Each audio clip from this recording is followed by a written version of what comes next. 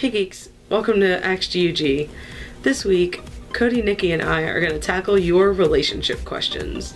So let's get started. If I fall in love with a Christian guy, but my parents say no, am I dishonoring them? This question is completely circumstantial. It's hard to answer in a general sense, but if you just look at the bare bones of the question, am I dishonoring my parents by not obeying them? Yes. You are. The majority of the time, your parents have your own interests at heart. If there are factors that suggest that they don't, then I would say honor your Heavenly Father above them. But again, since this is circumstantial and since we're just looking at the bare bones of the message, I would say obey your parents. They've got your best interests at heart. In a general sense, if you're ready and the guy is ready, I would not see why your parents would object to begin with. So, trust your parents' advice. They've been alive longer than you. So, they've been around the block. They know a trick or two.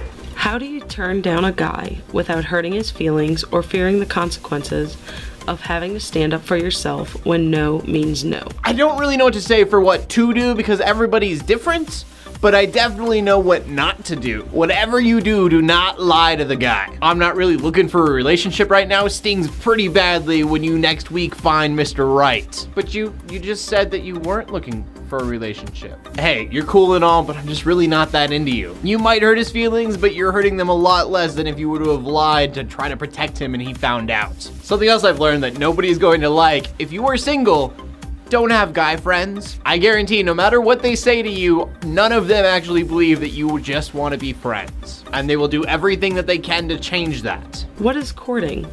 And how is it different from dating? So basically, from what I understand about courting is the couple seeks God before they seek each other, whereas dating is more of the couple seeking each other before they seek God. And most of the time when you hear of courting, you think about your parents or his parents going out on the date with you.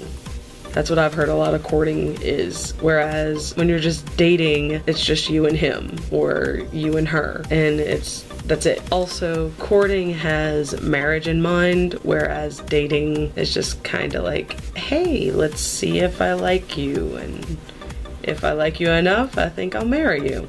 How old is old enough to start dating? Again, very circumstantial. It really depends on the personal growth of whoever is in question, but I would say generally it is okay to start dating at 14 or 15 at the beginning of high school, and it's great to start dating towards the end of high school when you feel like you've got things together, but maybe you feel like you've got things together because you went through the messiness of making all of your mistakes when you were 14 or 15, because it is important, of course, to make mistakes. But, and I was just talking about this with our lovely host this week, Heather, where in middle school, you're in this awkward in-between of you're still in elementary school, but you think you're in high school, and that creates a lot of messy conflict, and you're really just figuring out the dynamic of that. When you're in high school, you're a little bit more sure of yourself, and so it's a really safe place to just start exploring things, because you're an adult, somewhat, your brain is still developing. No, I'm not at all saying that when you're a teenager, you're an adult. Do not take that to heart. You are not an adult. Stop it. But it's the beginning of starting to take more responsibility and starting to take care of yourself and starting to realize who you actually are. And this is a time where you make your mistakes. Now and in college is when you make your mistakes, because that's when you have your safety net to fall back on, and that's when it's not gonna do as much damage. So 14 or 15, go at it. Make mistakes, don't make them big. Still listen to Jesus. Children, don't do drugs, stay in school. Do opposites really attract? Similar interests definitely play a role. I mean, my wife is definitely, without a doubt, my best friend, my very hot and attractive best friend. And I think we try to really complicate having a significant other, but in this situation, try to compare them to your other friends. If you look at a group of friends, you usually have the one that's super outgoing, kind of obnoxious and loud. I almost guarantee you that they are going to have a friend that is also grounded and calm to kind of keep them balanced. And those would be two opposites that are obviously attracting. I mean, me and my wife keep each other grounded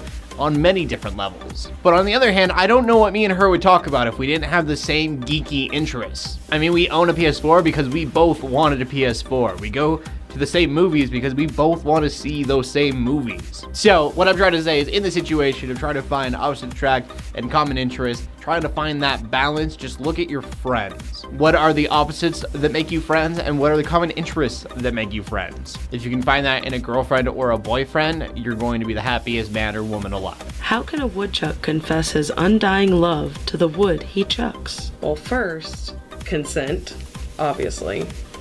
And second, what? All right, and that's all we have for this week. So if we missed anything, there's going to be a link to our relationship article down in the doobly-doo. And don't forget to comment, rate, and subscribe to Geeks Under Grace. And we shall see y'all next week. Bye.